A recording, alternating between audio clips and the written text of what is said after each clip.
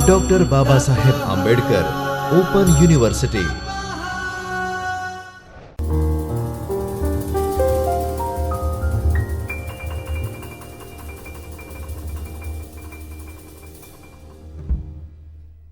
नमस्कार, doctor Baba Saheb Ambedkar open university के चैतन्य studio में आप सभी का स्वागत है।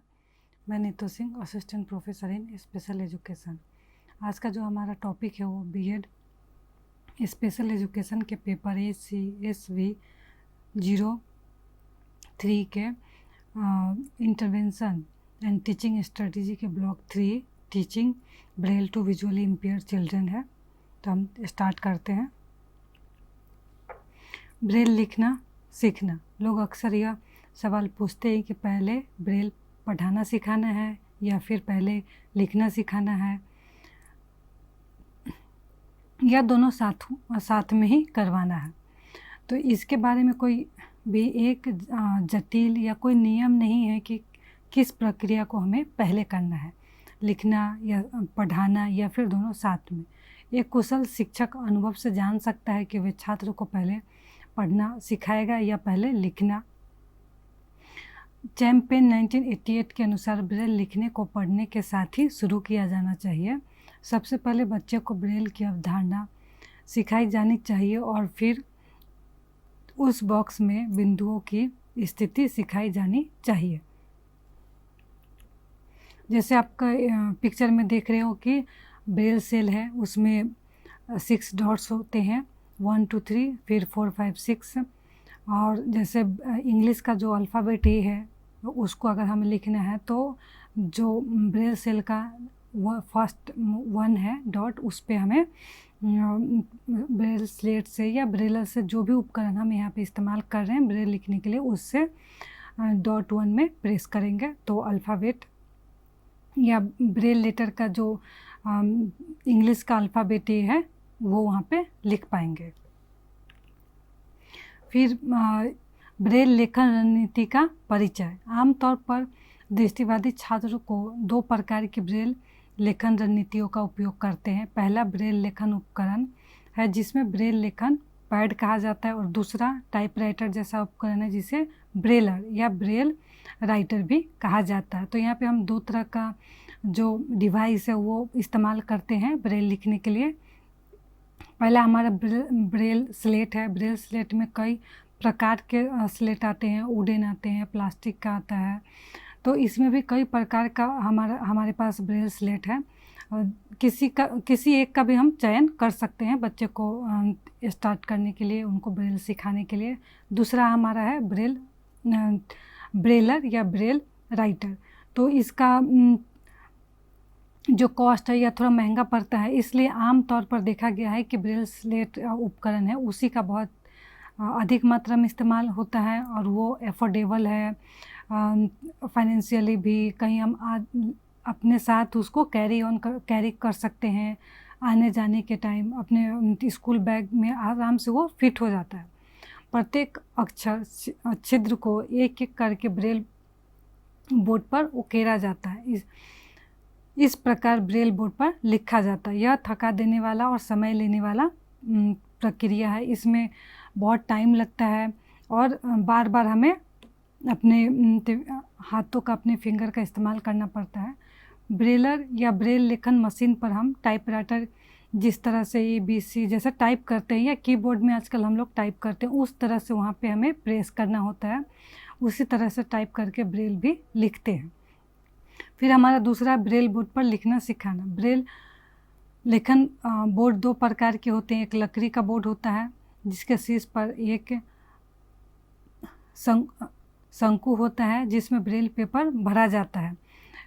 इसकी धातु रचना होती है जिसमें हर 2 पंक्तियों में ब्रेल लिपि के सेल होते हैं। इस रचना में कागज़ रखा जाता है और स्टाइलस की नोक से ब्रेल बॉक्स में छेद किया जाता है। बच्चे को इनके प्रत्येक घटक से परिचित कराया जाना चाहिए और फिर उसे ब्रेल पेपर की स्थिति रखना सिखाया जाना चाहिए। किस तरह से हम इसका इस्तेमाल करेंगे, कैसे उसको हम अपने सामने रखेंगे, उसमें ब्रेल पेपर कैसे हम सेट करेंगे। फिर जब जो ब्रेल स्लेट है उसके ऊपर हमें जो एल्युमिनियम का जो धातु बना हुआ है जिसमें ब्रेल सेल बना है उसको किस तरह से लिखेंगे। 2 पंक्तियाँ लिख लिया, फिर हमें उसे नीचे की ओर घसकाना होता है, तो उसको कैसे फिट करेंगे, ये सारी चीज़ें भी हमें बच्चे को सिखानी पड़ती है।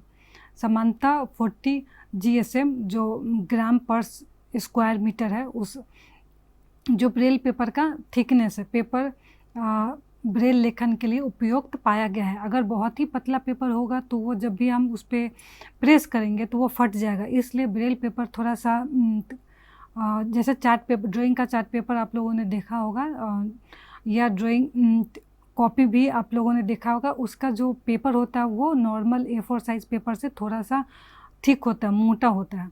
तो यहाँ पे ब्रेल पेपर उसी तरह का हल्का वो मोटा होगा, ताकि जो हम जब ब्रेल स्लेट पे उसका उपयोग करें तो पेपर फटे ना और पीछे की तरफ उसमें उभार हो।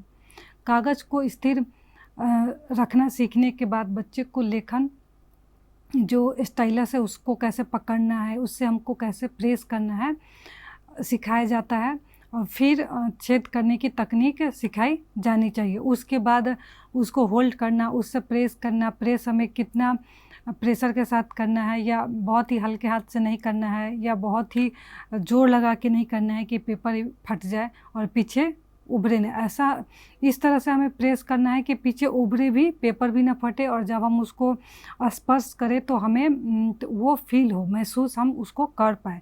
अगर अच्छे से रहेगा तो ही हमें पता चल पाएगा कि हमने वहाँ पे क्या अल्फ़ाबेट या क्या अक्षर टाइप उसमें उभारा है, लिखा है।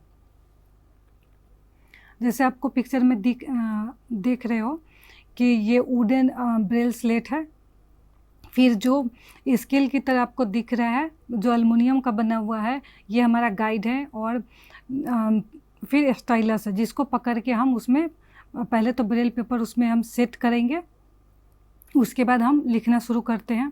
और 2 लाइन हमने लिख लिया तो फिर उसको नीचे घसकाते हैं, फिर 2 लाइन कंप्लीट कर लिया, फिर उसको नीचे घसकाते हैं। इस तरह से हम इसका उपयोग करते हैं।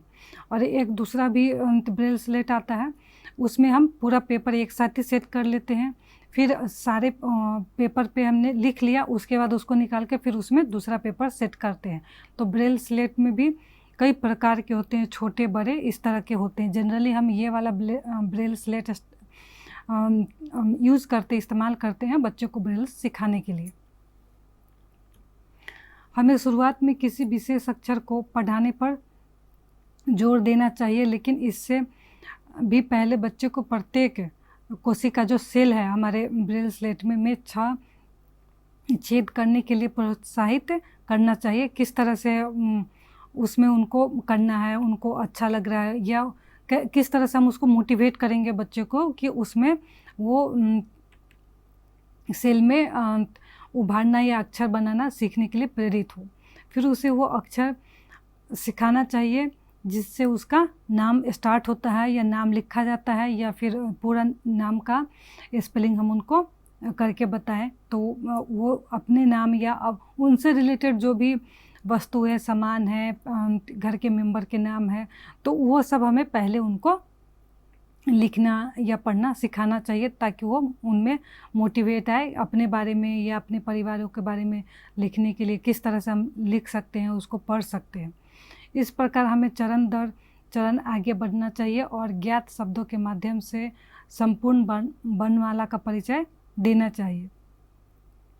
तो पहले जो बच्चे को आता है या जो बच्चे को नाम पता है उससे हमें स्टार्ट करना है, और धीरे धीरे जिन चीज़ों के बारे में बच्चे नहीं जानते वो शब्द, वो वाक्य भी उनको लिखना, पढ़ना, और पूरा जो अल्फ़ाबेट है, वर्णमाला है, उसके बारे में उनको बताना स्टार्ट करना है। और एक ही बार सब कुछ नहीं बताना है, स्टेप बाय स्टेप बताना है, चरण दर चरण बताना है। याद रखें कि ब्रेल पैड पर लिखते समय 1, 2, 3 दाईं ओर होते हैं, जबकि 4, 5, 6 बाईं ओर होते हैं, क्योंकि कागज़ को पलट कर पढ़ते हैं। जैसे 1, 2, 3 बाईं ओर तथा 4, 5, 6 दाईं ओर होता है। जैसे आप इस पिक्चर में देख रहे हो कि हम लिख रहे हैं, यहाँ पे दूसरा ब्रेल स्लेट इस्तेमाल किया हुआ है पिक्चर में, जिसमें कि 4 लाइन एक साथ है। इसमें हमने 4 लाइन कंप्लीट कर लिया, तो फिर इसमें हम नीचे उसको घसकाएंगे, फिर कंप्लीट करेंगे। और ब्रेल को जब हम रीड कर रहे हैं तो अपने दोनों हाथों का इस्तेमाल कर सकते हैं। स्टार्टिंग में बच्चा एक फिंगर या 2 फिंगर का इस्तेमाल करता है, इसमें फिर धीरे धीरे बच्चा एक्सपर्ट होता है तो फिर अपने दोनों हाथों का भी इस्तेमाल करना वो सीख लेते हैं। ब्रेल बुक पढ़ना या फिर ब्रेल में कुछ भी लिखा हुआ है, खुद से उन्होंने लिखा है, उसको भी पढ़ना, तो फिर दोनों हाथों का इस्तेमाल करने लगते हैं। तीसरा हमारा ब्रेलर से ब्रेल लिखना सीखना। बच्चे को ब्रेलर के प्रत्येक भाग के बारे में जानकारी दी जानी चाहिए। फिर उसे कागज़ को ब्रेलर में स्थिर रखना सिखाया जाना चाहिए, जैसे पेपर कैसे हमें उसमें लगाना है, कौन सा काम करता है। फिर उसे कागज़ को ब्रेलर में स्थिर रखना सिखाया जाना चाहिए। ब्रेलर परकिंस ब्रेलर भी इसका नाम है, में ऊपरी बाईं ओर एक कुंजी होती है जिसका उपयोग लाइनों को बदलने के लिए किया जाता है। ऊपरी दाहिनी कुंजी का उपयोग डॉट्स को एक स्थान पीछे ले जाने के लिए किया जाता है। बीच में 7 की का एक सेट होता है। सबसे मध्य स्थान पर स्पेस बार है। ये स्थान स्पीकर के बाईं ओर 1 और फिर 2 और 3 है, जबकि दाईं ओर 4, 5 और 6 है। जैसे कि आप इस पिक्चर में देख रहे हो ब्रेलर का, तो बच्चे को हम इसके सारे पार्ट्स, सारे की किस तरह से काम करता है, इसमें किस तरह से हम पेपर इंसर्ट करेंगे, सब चीज़ बतानी है। जो आपका सबसे ऊपर भाग में है left margin guide, right margin guide, paper feed knob, कहाँ से हमें पेपर इसमें डालना है, फिर लाइन स्पेसिंग की कौन सा है, फिर जो हम टाइप करेंगे उसका 3, 2, 1 इस तरह से की है, फिर मिडिल में स्पेस बार, फिर 4, 5, 6, फिर बैक स्पेस की है, फिर उस पर हमें कैसे अपना जो इजी ग्रिप हैंडल है या फिर अपने फिंगर से प्रेस कर रहे हैं तो किस तरह से हमें प्रेस करना है और इसके सारे पार्ट्स किस तरह से वर्क करेंगे वो हमें पहले इंट्रोड्यूस बच्चे को करवाना है, फिर इस पर हमें लिखना सिखाना है। जैसे the braille cell consist of 6 dots है। ब्रेल सेल में 6 डॉट्स होते हैं।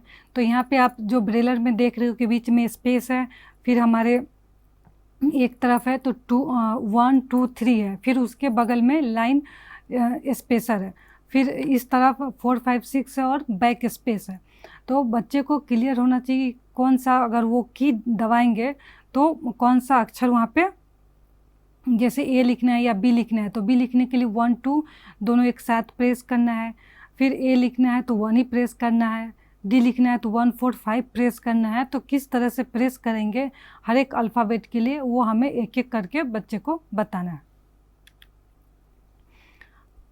जैसे लेफ़्ट राइट साइड दोनों तरफ का side, put index finger on 1 and 4।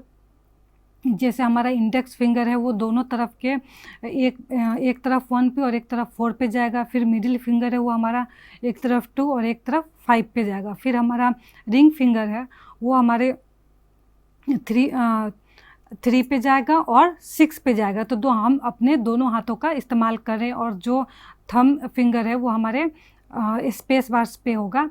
तो इस तरह से हम अपने दोनों हाथों का टाइपिंग के दौरान इस्तेमाल करें। जैसे हम कि पीसी में करते हैं, कंप्यूटर में या फिर लैपटॉप में करते हैं, उसी तरह से यहाँ पे भी बच्चे को अपने फिंगर रखना सिखाना और टाइप करना भी बताना है।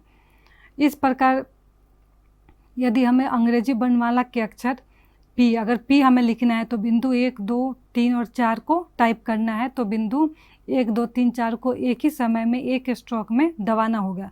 तो वहाँ पे एक स्ट्रोक में दबेगा तो वहाँ पे ब्रेल पेपर पे वो पी टाइप हो जाएगा। यह कम थकाने वाला और तेज़ है, इससे हम स्पीड में अपना टाइपिंग ब्रेल लिख सकते हैं।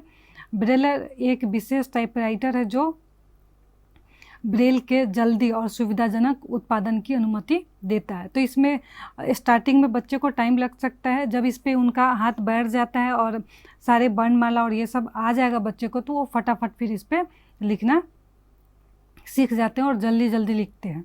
जैसे कीबोर्ड पे भी बहुत लोगों का स्पीड बहुत ज़्यादा होता है, बहुत लोगों का बहुत कम होता है, सोच सोच के टाइप का ए किधर है, बी किधर है, तो उसमें प्रैक्टिस की ज़रूरत होती है। उसी तरह यहाँ पे भी जो वीआई बच्चे सीख रहे हैं उनको प्रैक्टिस की ज़रूरत है। प्रैक्टिस करने के बाद वो अपना रफ्तार या उस स्किल में वो अच्छे निपुण हो जाते हैं। फिर हमारा नेक्स्ट है अल्प दृष्टिबाधित बच्चों को पढ़ना लिखना सिखाना। पूर्ण दृष्टि वाले छात्र और अल्प दृष्टि वाले बच्चे एक ही तरह से पढ़ते हैं। जिस तरह से नॉर्मल बच्चे पढ़ते हैं उसी तरह से जो अल्प दृष्टि लो विजन के बच्चे हैं वो भी उसी तरह से पढ़ते हैं। केवल पठन सामग्री की प्रस्तुति और उससे संबंधित प्रदर्शन पर विशेष ध्यान देने की आवश्यकता है। यहाँ पे जो लो विजन बच्चे हैं वो वही बुक्स पढ़ेंगे, लेकिन यहाँ पे उनको हम मैग्नीफाइंग ग्लासेस दे सकते हैं। वो अपने अगर हमें पता चल गया है कि बच्चे को क्या दिक्कत है, किस तरह का दिक्कत है, तो हम उनके अनुसार क्लासरूम मैनेज कर सकते हैं। उनको हम फर्स्ट बेंच पे बैठा सकते हैं, क्लासरूम में अतिरिक्त लाइट की व्यवस्था कर सकते हैं, उनको हैंड मैग्नीफायर ग्लास दे सकते हैं, बड़े प्रिंट वाले बुक दे सकते हैं। तो यहाँ पे क्या सामग्री देना है बच्चे की आवश्यकता के अनुसार जो टीचर है या स्कूल में रिसोर्स टीचर है, क्लास टीचर है, उनको ध्यान देने की आवश्यकता है। अल्प दृष्टि वाले छात्रों को पढ़ना सिखाने की कोई एक विधि नहीं है जिसे वर्गीकरण कर किसी भी अन्य विधि से बेहतर सिखाया या बताया जा सके। तो हर बच्चे का सीखने का अपना अलग अलग तरीका होता है और हर टीचर का भी सिखाने का अलग अलग तरीका होता है। कोई एक ही पैटर्न में या एक ही स्ट्रेटजी अप्लाई नहीं करते हैं। तो यहाँ पे भी जो लो विजन बच्चे को हमें पढ़ाना है तो वो बच्चे की आवश्यकता उसको किस में ज़्यादा अच्छा लग रहा है या किस तरह से वो सीखना चाहता है, उसकी लाइक्स डिसलाइक सब चीज़ हमें पता होना चाहिए। फिर उसकी जो पढ़ने की आवश्यकता के दौरान किस तरह का उनको वातावरण की आवश्यकता है, किसी बच्चे को ज़्यादा लाइट की ज़रूरत होती है, किसी को कम रोशनी की ज़रूरत होती है, तो वो चीज़ें भी यहाँ पे मैटर करती है। चूँकि मुद्रित विवरणों को प्रशासित करने में कुछ समस्याएं हैं, इसलिए व्यक्तिगत ज़रूरतों को पूरा करने के लिए एक लचीले दृष्टिकोण की आवश्यकता होती है। खराब संचार स्थितियां, अपर्याप्त पठन सामग्री के कारण कम प्रेरणा या मुद्रित सामग्री के प्रबंधन में कठिनाई शिक्षकों के लिए एक चुनौतियाँ बन सकती है। अगर कम्युनिकेशन या बच्चे का कम्युनिकेशन ठीक से डेवलप नहीं, या फिर बच्चा क्या कहना चाह रहा है, या फिर टीचर नहीं समझ पा रहे हैं, या उनका जो TLM है वो उतना अच्छा नहीं है, उसका प्रिंट बहुत ही छोटा है, बच्चे को उसमें इंटरेस्ट नहीं आ रहा है, तो यहाँ पे ये सब चीज़ें भी तो बच्चे को सीखने के दौरान, सिखाने के दौरान टीचर को भी कठिनाई हो सकती है और अगर बच्चे को भी कठिनाई हो सकती है। तो हमें किस तरह का उसमें बुक का प्रिंट है, किस तरह का हमें TLM इस्तेमाल करना है बच्चे को पढ़ाने के लिए, तो ये सब भी हमें ध्यान में रखते हुए बच्चे की नीड्स के हिसाब से, क्लासरूम के हिसाब से ये उसके लिए भी योजना बनाना चाहिए। अगर TLM उपलब्ध है, नहीं है, तो हमें बना सकते हैं या फिर मैनेज कर सकते हैं। तो इस तरह से हमें बच्चे को पढ़ाने के लिए इन सब चीज़ों का ध्यान रखना चाहिए। फिर अल्प दृष्टि वाले बच्चों में अलग अलग कारक काम करते हैं। जैसे पहला है उनकी दृष्टि संबंधी अक्षमताओं की प्रकृति और सीमा। जैसे उनका अगर आई साइट लॉस है तो कितना है, किस तरह का वो कॉन्टैक्ट लेंस है या ग्लास है तो उसका इस्तेमाल कर रहे हैं, और उनको सिटिंग अरेंजमेंट उनका हमें कहाँ पे करना है, क्या दिक्कत हो रही है। फिर नेक्स्ट हमारा भाषा विकास के स्तर, जो कम्युनिकेशन लेवल है वो बच्चे का कैसा है, वो कम्युनिकेट कर पा रहा है कि नहीं कर पा रहा है, कैसा कर पा रहा है, तो वो भी यहाँ पे क्लासरूम में या सिखाने के दौरान एक कारक के रूप में काम करती है। तीसरा हमारा पढ़ने के लिए उनकी प्रेरणा, बच्चे में मोटिवेशन कितना है, वो पढ़ना चाहते हैं, इंटरेस्टेड है, नहीं इंटरेस्टेड है, यहाँ पे बच्चे का बैकग्राउंड क्या है, उससे भी बहुत रिलेट करता है। तो बच्चे की ज़रूरतों के आधार पर व्यक्तिगत पढ़ने की रणनीतियों की रूपरेखा तैयार की जाती है। तो हर एक बच्चे के लिए हम अपना अलग अलग स्ट्रेटेजी बनाते हैं कि बच्चे को किस चीज़ की हमें ज़रूरत है और किस तरह से उनको हमें आगे चल के लेना है कि वो मोटिवेट हो और पढ़ने में अपना रुचि दिखाए। आकृतियों के बीच अंतर करना, आकृतियों की पहचान करना, दृष्टि से खोज और स्कैनिंग पढ़ने के आवश्यक पहलू है। जैसे अगर बुक या पिक्चर हम दिखा रहे हैं तो बच्चा उसको प्रॉपर देख पा रहा है कि नहीं।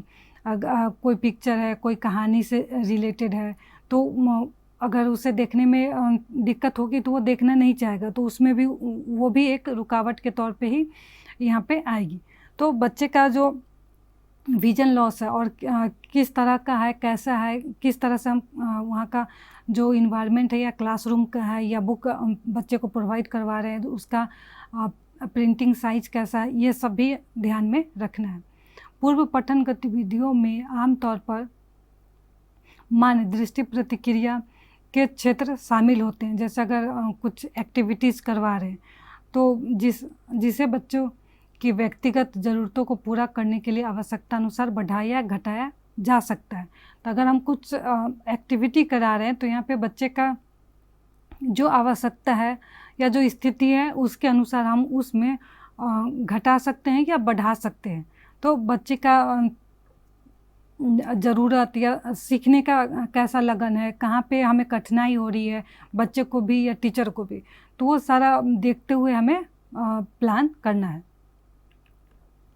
अल्प दृष्टि वाले बच्चों जिनको ब्लाइंड स्पॉट भी हो सकता है, कई बार लो विजन के बच्चे होते हैं उनको ब्लाइंड स्पॉट की भी दिक्कत होती है। उनकी दृष्टि का क्षेत्र दृष्टि तीक्ष्णता में कम हो जाता है, इसलिए पूरे शब्दों और वाक्यांशों को पहचानना और साथ ही एक पंक्ति को ढूंढना या देखना मुश्किल हो जाता है। अगर बच्चा बुक रीडिंग कर रहा है या कोई स्टोरी पढ़ रहा है तो वहाँ पे उनको देखने में अगर दिक्कत हो रही है, वो मिस कर रहे हैं या प्रॉपर लाइन का उनका नहीं जा रहा है तो भी वहाँ पे मिस कर देंगे, तो पूरा अर्थ समझ में नहीं आएगा उस सेंटेंस का, या उससे रिलेट नहीं कर पाएंगे कि आगे और पीछे का बीच का हमें दिख नहीं रहा है। तो अगर बीच में नहीं दिखेगा तो फिर वो पढ़ेंगे कैसे। तो इसमें उनका शब्द या वाक्य भी कई बार बच्चा पहचान नहीं पाते या फिर रह जाता है।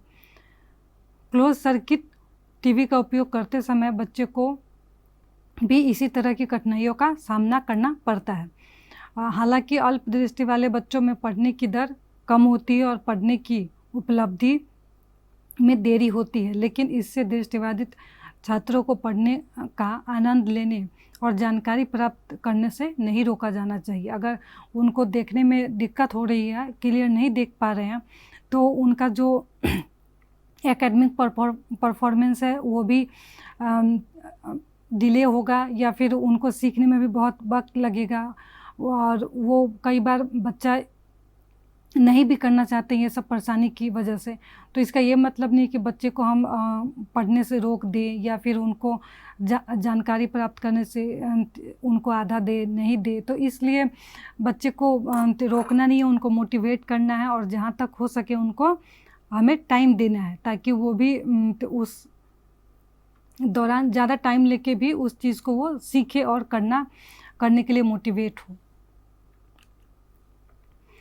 फिर कठिनाइयों को कम करने के लिए बहुत कुछ किया जा सकता है। जो हमारा पहला है, सामग्री की खोज करके अलग अलग तरह का हम TLM उपलब्ध करवा सकते हैं, और रणनीतियों की खोज के साथ साथ प्रेरणा को प्रोत्साहित करना बच्चे को मोटिवेट कर सकते हैं, और हर एक बच्चे के लिए अलग अलग जो टीचिंग स्ट्रेटजी है वो अलग अलग बना सकते हैं। इस तरह की पढ़ाई व्यक्तिगत आधार पर और दृष्टिबाधित बच्चों के लिए किसी विशेषज्ञ शिक्षक या परामर्शदाता द्वारा करने से सबसे अच्छा प्रभाव प्राप्त किया जा सकता है। अगर कोई जो स्पेशल टीचर है या बच्चे की प्रॉब्लम को समझते हुए जो उनको एजुकेशन दे रहे हैं, तो उससे बच्चे का एकेडमिक लेवल है वो भी अच्छा होगा, उनका परफॉर्मेंस भी अच्छा होगा। तो उनका जो बच्चे का जो रिपोर्ट कार्ड है या फिर जैसे एग्ज़ाम लेते हैं सारा कोर्स कंप्लीट होने के बाद ईयर के लास्ट में, तो उसमें भी वो डिफरेंसेस दिखेगा कि बच्चा अच्छा कर रहा है। प्रकाश व्यवस्था अच्छी होनी चाहिए और स्थिति आरामदायक होनी चाहिए, ताकि पाठक शेष दृष्टि का अधिकतम उपयोग कर सके। जो बची हुई दृष्टि है बच्चे में, उसका हम अधिकतम उपयोग कैसे कर सकते हैं? तो जो उनके आसपास का वातावरण, या हो सकता है कि क्लासरूम में बच्चा कंफर्टेबल नहीं है, तो उसके लिए तो हम बैठने की व्यवस्था अलग भी कर सकते हैं, या उस एक पार्टिकुलर टाइम पीरियड के लिए अगर क्लासरूम में बच्चा रह रहा है, तो बाकी का जो पीरियड है या जो खाली पीरियड है, उसमें उनको हम दूसरे रूम में या बैठने की व्यवस्था या पढ़ने की व्यवस्था कर सकते हैं। बच्चे में अंगों की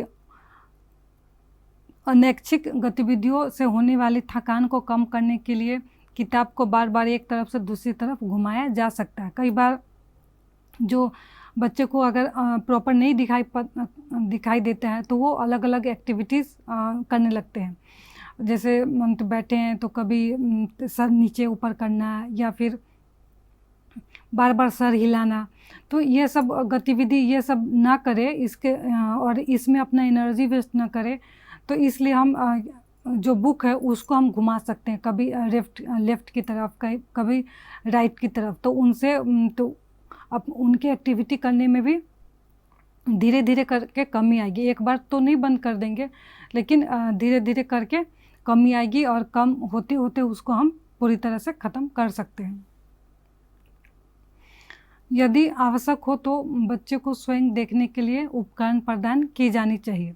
जो भी हम डिवाइसेस है वो हम बच्चे को खुद से भी इस्तेमाल करना दे सकते हैं।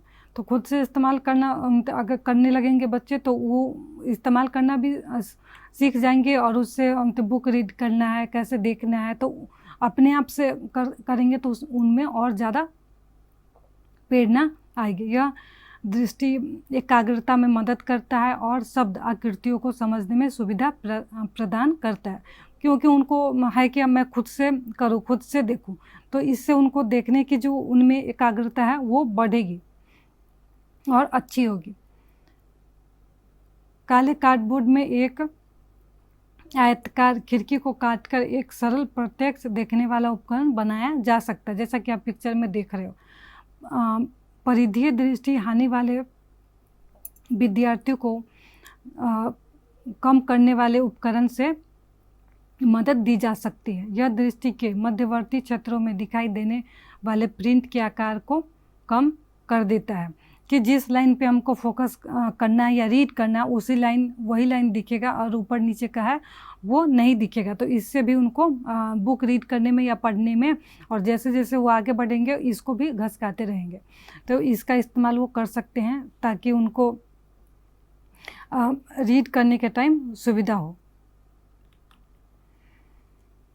एक बार जब बड़े आकार के प्रिंट पढ़ने के कौशल में महारत हासिल हो जाए, तो छात्र को धीरे धीरे प्रिंट आकार को मानक दृष्टि तक करने का प्रयास करना चाहिए। अगर बच्चे को हम स्टार्टिंग में बहुत लार्ज, जैसे कंप्यूटर पे हम अपना फ़ॉन्ट साइज़ है वो बड़ा छोटा करते हैं, या मोबाइल पे, उसी तरह से बच्चे को अगर बड़े आकार का हम बुक दे रहे हैं या प्रिंट करके दे रहे हैं, तो उस आकार को फिर धीरे धीरे हमें, जब बच्चा अच्छे से पढ़ने लगे, तो उसको धीरे धीरे हमें कम करना है।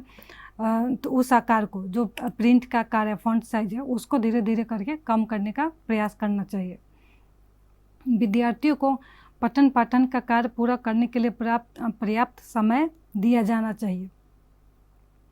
यदि आवश्यक हो तो उन्हें प्रदान की गई सामग्री की लंबाई और प्रस्तुति को ड्रैग की सहायता से क्षेत्र को बड़ा आकार दिया जाना चाहिए। अगर पीसी इस्तेमाल कर रहे हैं, तो वहाँ पे किस तरह से हम पिक्चर को, या जो भी उस पे बुक्स, जो भी मटेरियल है, डॉक्यूमेंट्स है, उसको हम बड़ा करके आसानी से देख ले।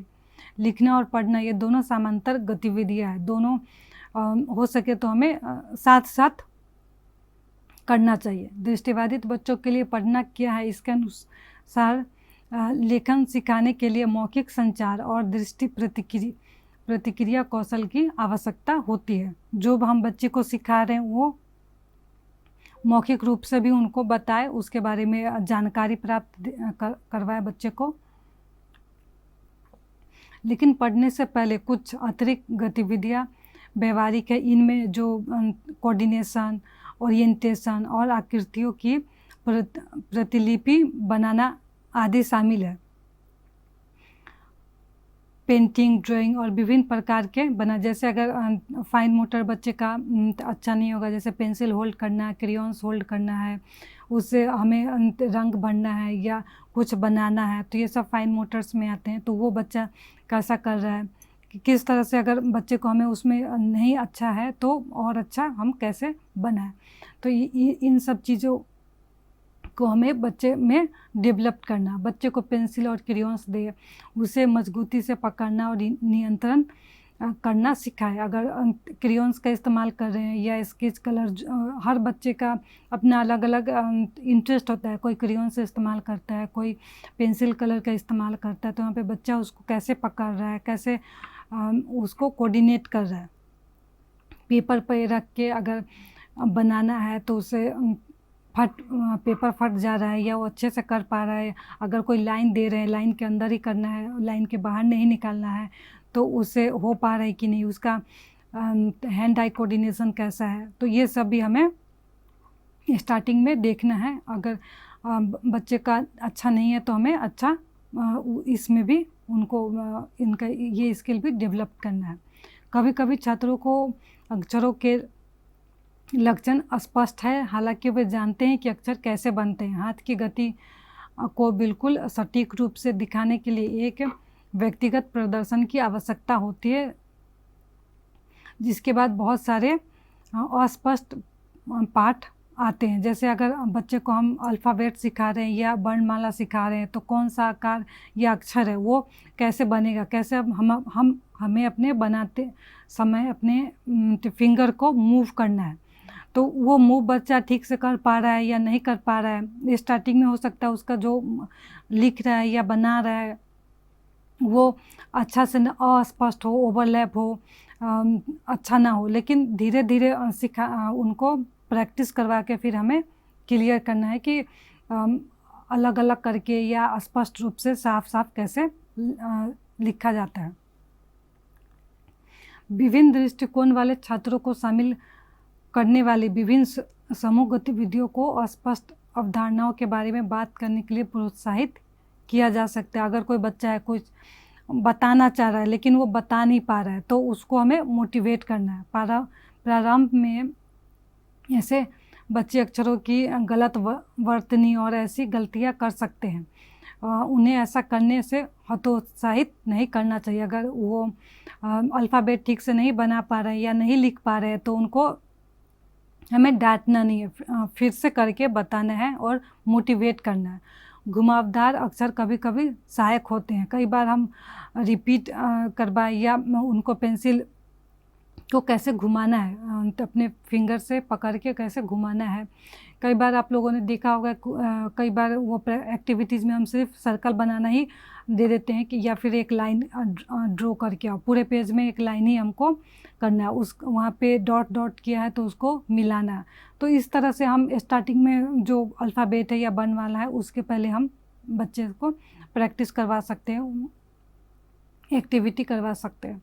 असाइनमेंट को पूरा करने के लिए भरपूर प्रासंगिक सामग्री और पर्याप्त समय प्रदान किया जाना चाहिए। हमें जो वीआई बच्चे या लो विजन बच्चे, उनको नॉर्मल बच्चे के मुकाबले ज़्यादा टाइम देना चाहिए, धैर्य रखना चाहिए, ताकि जो उनका असाइनमेंट है या जो काम हम सिखा रहे हैं या बच्चा सीख रहा है पढ़ने का या लिखने का, उसमें समय लगेगा, तो उन्हें हमें अतिरिक्त समय देने की आवश्यकता होती है। फिर हमारा नेक्स्ट है गृह कार्य। जो हमारा पहला है, ब्रेल के विकास की रूपरेखा बताइए। फिर दूसरा है, स्वतंत्रता पूर्व भारत में दृष्टिबाधित बच्चों को किन किन समस्याओं का सामना करना पड़ता था। फिर तीसरा है, ब्रेल लिपि लिखने की गतिविधियों की सूची बनाएं।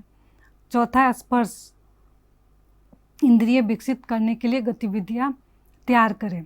फिर पांचवा है, ब्रेल का आविष्कार किसने किया था। और दूसरा है, ब्रेल लेखन उपकरण के नाम लिखें। और पांचवा का तीसरा है, ब्रेल राइटिंग बोर्ड और ब्रेल में क्या अंतर है। तो ये सारे जो क्वेश्चन है वो आपके खुद के प्रैक्टिस के लिए है। तो आज के लिए यहीं पे रखते हैं। धन्यवाद। स्वाध्यायः परमः